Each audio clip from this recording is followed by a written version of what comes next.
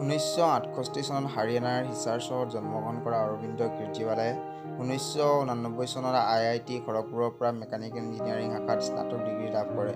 পৰৱৰ্তী সময়ত 1992 চনত ভাৰতীয় অসামৰিক সেৱাৰ ICS অংশ ভাৰতীয় ৰাজহ সেৱা IRSত যোগদান কৰি দিল্লী আয়কৰ আয়ুক্তৰ কাৰ্যালয়ত নিযুক্তি লাভ কৰে।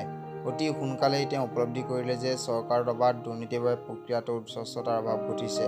চৰকাৰী পদত থকাৰ সময়ত তেওঁ দুৰ্নীতি বিৰোধী অভিযান আৰম্ভ কৰে।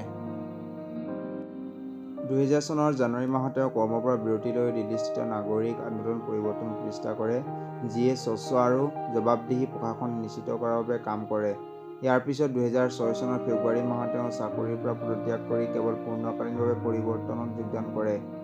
অধিকাৰ আইনৰ বাবে প্ৰচাৰ আৰম্ভ কৰে, যিটো দ্ৰুতগতিত এক নীৰৱ সামাজিক আন্দোলনলৈ পৰিণত হয়।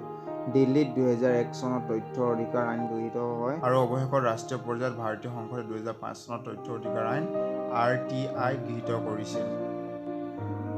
পৰৱৰ্তী সময়ত 2006 চনৰ জুলাই মাহত তেওঁ সমগ্ৰ ভাৰততে RTI সম্পৰ্কীয় সজাগতা প্ৰচাৰৰ বাবে এক অভিযান আৰম্ভ কৰে। তথ্য অধিকাৰ কেৱল দৰিদ্ৰ লোকসকলৰ বাবেই নহয়, সাধাৰণ জনতা আৰু পেছাদাৰী লোকসকলৰ বাবেও সমানেই গুৰুত্বপূৰ্ণ।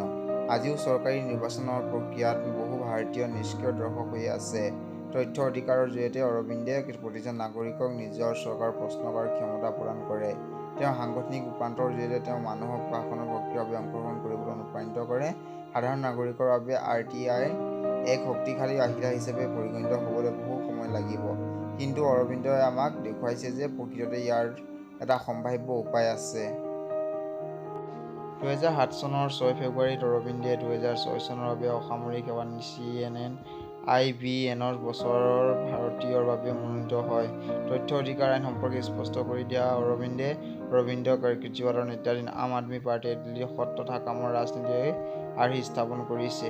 সেই আৰ্হিৰ প্ৰতি আকৰ্ষিত হৈ পঞ্জাৱৰ ৰাইজেও আম আদমি পাৰ্টিৰ চৰকাৰ গঠন কৰিছে।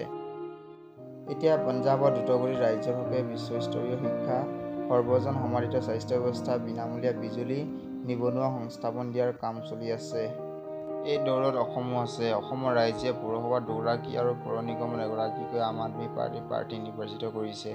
এনে সময়ত অইন দলত থাকি সৎ ৰাজনীতি কৰাৰ সুযোগ নোপোৱা দুৰ্নীতি ভ্ৰষ্টাচাৰমুক্ত নেতা কৰ্মীসকল আম আদমি পাৰ্টিত সমাদৃত। অসমত আম আদমি পাৰ্টিৰ সবল ভেটি নিৰ্মাণ কৰি দিল্লীৰ আৰ্হিত ৰাইজক সুবিধা প্ৰদানৰ বাবে আপত এনে সৎকৰ্মীৰ প্ৰয়োজন আছে। গতিকে অইন দলৰ দুৰ্নীতি ভ্ৰষ্টাচাৰমুক্ত নেতা কৰ্মীসকললৈ আহ্বান এয়া যে যদি তেওঁলোকে অসমৰ ৰাইজৰ হকে কিবা কৰিব খোজে তেন্তে আম আদমি পাৰ্টিত যোগদান কৰক। Please subscribe my channel.